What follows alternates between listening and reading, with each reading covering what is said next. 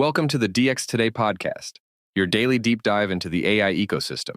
I'm Chris, and joining me as always is Laura. Thanks, Chris. I'm genuinely excited about today's conversation because we're digging into something that touches absolutely everyone who has ever scrolled a feed and wondered whether what they're seeing is even real anymore. So set the stage for me, because I keep hearing this date, August 2nd, getting thrown around in policy circles like it's some kind of doomsday clock for the generative AI industry. You're right to circle that date because August 2nd of 2026 is when Article 50 of the European Union AI Act, the transparency rules for AI-generated content, actually become applicable across the entire bloc. Okay, so back up for the folks who haven't been living inside regulatory filings the way you apparently have. What exactly does Article 50 demand from the companies building these models?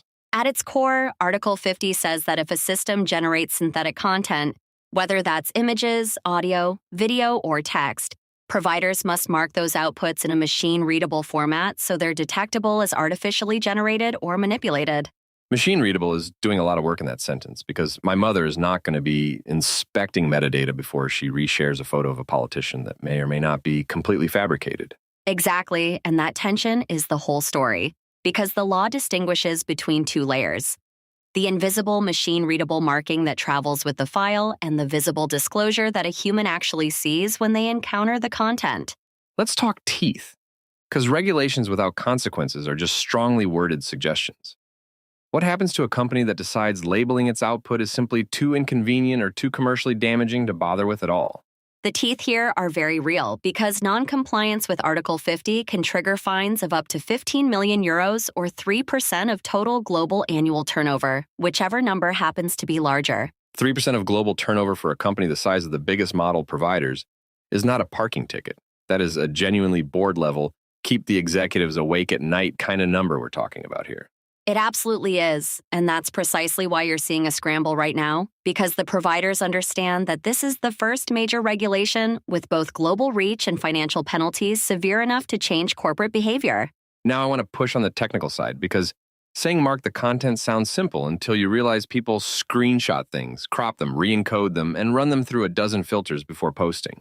That's the heart of the engineering challenge, and the law actually anticipates it by setting 4 cumulative requirements.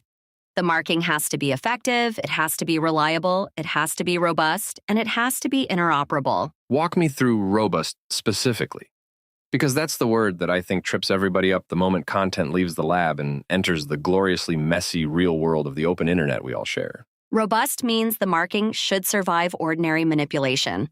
So a watermark that vanishes the instant someone takes a screenshot or compresses an image for upload essentially fails the legal tests the regulators have laid out. So, how do you build something that survives all of that abuse? Because my intuition says any signal you embed can eventually be stripped out by a sufficiently motivated bad actor with the right tools. Your intuition is healthy, and that's why nobody serious is betting on a single technique. The expectation is a multi-layered strategy combining digitally signed metadata, imperceptible watermarking embedded directly into the pixels, and fingerprinting or logging as a fallback. Let's define those terms for the audience, because metadata, watermarking, and fingerprinting get used interchangeably by people who clearly do not understand that they are 3 fundamentally different approaches with different strengths and weaknesses. Happy to. So metadata is data attached to a file describing its origin. Watermarking hides a signal inside the content itself. And fingerprinting computes a unique signature of the content that you can later match against a database. And the obvious weakness of metadata is that it's the easiest to destroy, right? The moment I screenshot your beautifully credentialed image, all that lovely provenance information just evaporates into thin air without leaving a trace. Precisely. Metadata is fragile, which is why the industry is leaning so heavily on the steganographic watermarking approach. And honestly, 2026 is becoming the year that technique moves from research papers into actual production systems. Steganography. Now, there's a word I haven't heard since spy novels. Break that down, because hiding data inside pixels sounds borderline magical, and I suspect the reality is a lot more mathematically grounded than it appears. It is grounded. The idea is you make tiny adjustments to the pixel values that are imperceptible to the human eye but encode a recoverable signal, so the watermark lives inside the image itself rather than alongside it. This is where the alphabet soup comes in, because everyone keeps mentioning C2PA and SynthID. And I think a lot of listeners hear those acronyms and immediately glaze over, so let's actually demystify them right now. Fair. So C2PA is an industry standard for content provenance. Basically, a cryptographically signed record of where a piece of content came from and how it was edited, and it's branded for consumers as content credentials. And who's actually behind C2PA? Because a standard is only as powerful as the companies willing to implement it. And standards graveyards are full of brilliant ideas that nobody with market power ever bothered to adopt. The backing here is genuinely heavyweight, because C2PA content credentials are now supported by Google, Adobe, Microsoft, OpenAI, and Meta, along with camera manufacturers like Leica, Sony, Nikon, and Canon building it into hardware. That camera detail fascinates me because it means provenance could start at the moment of capture, not just at the moment of generation, which feels like a much more complete picture of an image's entire life story. That's the dream, an unbroken chain from capture or generation all the way through every edit. And Google's SynthID is the other major piece, now rolling out across images, audio, video, and even text generated by their models. So if all these giants are on board, the problem is basically solved, right? We can all relax, go home, and trust that our feeds will soon be neatly labeled and the deepfake panic was overblown? I wish I could give you that clean ending, but here's the sobering reality. As of April of this year, most AI images shared on social media still arrive with no credentials attached whatsoever. Wait, that's a stunning gap. You're telling me that despite all this corporate firepower and a looming European deadline with real fines, the actual content reaching real people is still overwhelmingly unlabeled in practice?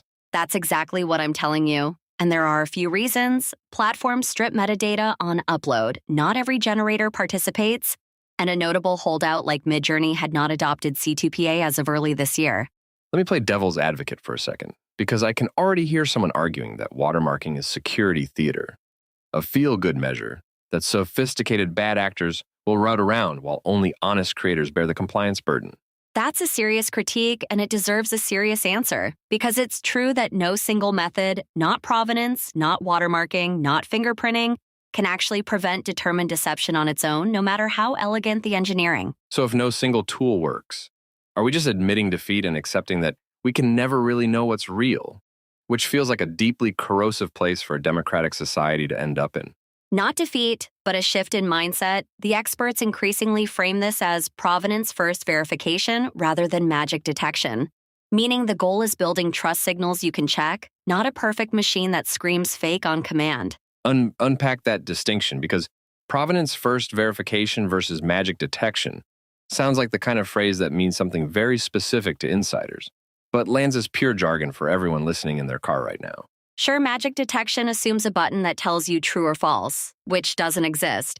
While provenance first means reliable review combines provenance data, watermark checks, source history, reverse image search, metadata, forensics, and ultimately human judgment together. Human judgment, there it is again.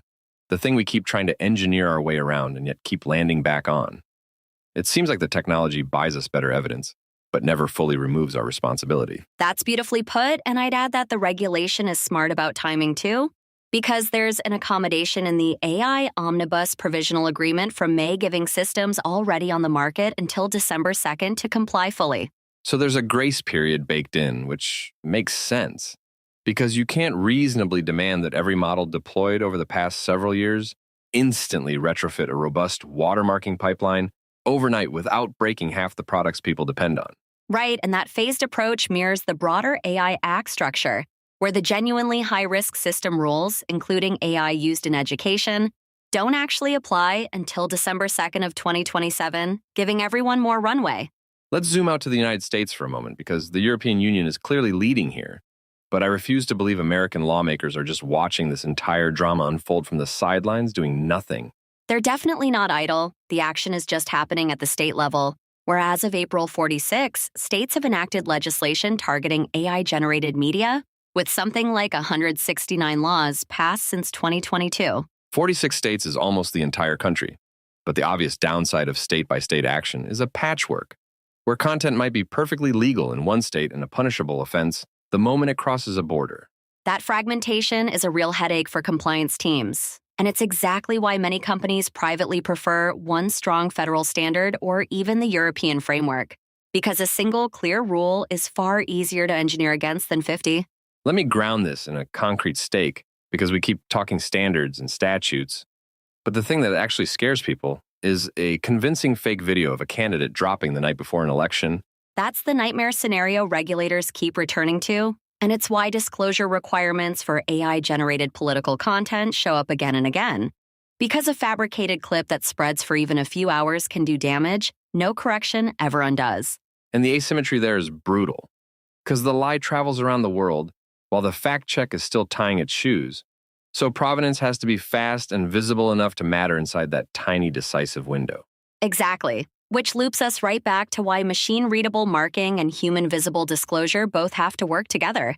Because the platforms need the signal instantly and the voters need something they can actually see and understand in the moment. So let's bring this home for the person listening who isn't a policy wonk or a machine learning engineer. What does this actually change about their daily experience of the internet over the next year or two? Practically, you should start seeing more little content credentials icons on images, more labels on AI-generated video, and ideally a culture where the absence of provenance becomes a yellow flag rather than something nobody ever thinks about. I like that reframing, the absence of a signal becoming meaningful, because that's how trust often works in the physical world, where we notice when the seal is broken or the signature is missing from a document. Exactly. And the optimistic version of this story is that 2026 is remembered as the year provenance infrastructure quietly got built into the plumbing of the internet the way encryption did over the past couple of decades. And the pessimistic version is that the watermarks get stripped, the holdouts never join, and we end up with labels on the honest content and a thriving black market of unlabeled synthetic media polluting everything else around it. Both futures are genuinely on the table. And which one we get depends less on the cleverness of the watermarking math and more on enforcement, platform cooperation, and whether ordinary people actually start demanding provenance from what they consume. That feels like the perfect note to land on, because it puts the responsibility back where it belongs, partly on regulators, partly on companies, and partly on all of us as the audience, deciding what standards we accept. Couldn't agree more, and my parting thought is simple. Watch that August 2nd deadline closely. Because how the big providers respond in the next few weeks will tell us an enormous amount about where this entire ecosystem is heading. That's all for today's episode of the DX Today podcast. Thanks for listening, and we'll see you next time.